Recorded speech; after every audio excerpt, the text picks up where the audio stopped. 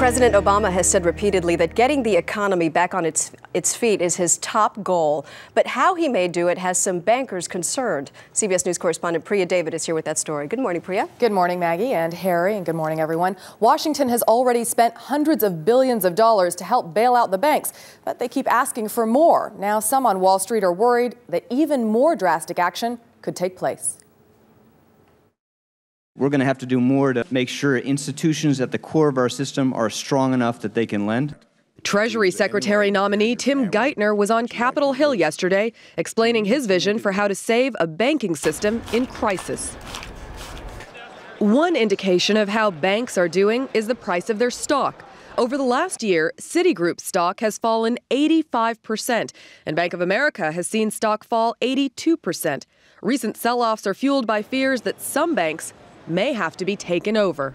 One of the main things plaguing bank stocks this week is the idea that the government might nationalize banks, take them over, wipe out shareholders. Financial writer Stephen GANDEL says the takeover of banks has already started. We're moving towards a situation where the government is kind of quietly nationalizing these banks anyway.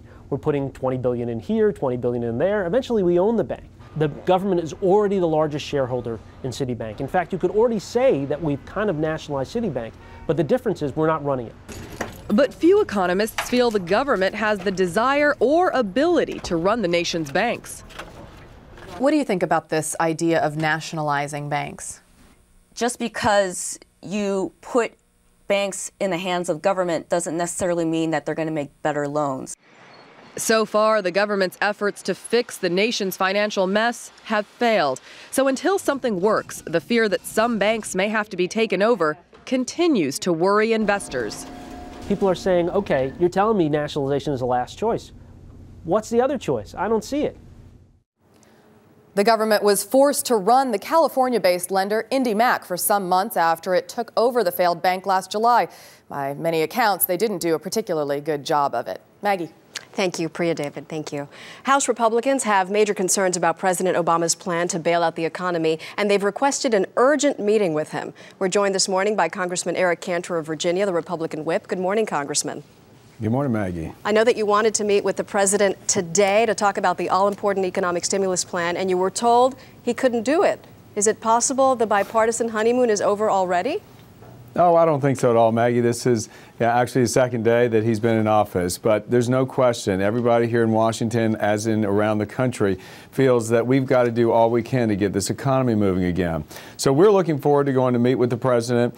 We met with him several weeks ago, and he asked us to bring him our ideas about how we believe that we ought to best fix this economy. And frankly, President Obama has been talking, I believe, in the right direction, that we ought to provide tax relief to middle-class families in America, and we ought to make sure that we do all we can for small businesses, for the self-employed, and for entrepreneurs. That's how we can make sure we stem the job losses and get back on track. The problem, Maggie, is on Capitol Hill, there's a lot of discussion about ramping up more government spending. And that is a real question, I believe, that we have, and hopefully we can work together with our colleagues on the Hill to try and reverse that. Because we have seen the Congressional Budget Office come out with reports on the Congressional Democrat spending plan, and frankly, that report is fairly clear. The spending plan proposed by congressional Democrats does not stimulate the economy. And after all, any stimulus bill has got to go about creating jobs. You don't want spending, you want tax cuts. It sounds like you want it all your way. Where's the compromise? Well, you know, if you listen to what the President Obama's plan has in it, he's talking about providing relief, tax relief. And that is in stark contrast to what the congressional Democrats are saying, because they believe that the bulk of what should come out of Washington is a spending plan, but spending in a way that doesn't have an impact in terms of job creation. Just think about it. Why would necessarily buying 600,000 new cars for federal agencies necessarily stimulate the economy? Maybe a good thing, but why is it stimulative? There are provisions in the bill for tens of millions of dollars or more in providing for weatherizing one's home. Again, maybe a worthy goal, but how is that stimulative? We've got to make sure that we get our priorities straight and create jobs again. All right, Eric Cantor, thank you. We'll see what the president says at the meeting, which I believe is now scheduled for Thursday. Thanks for your time this morning. Thanks, Maggie.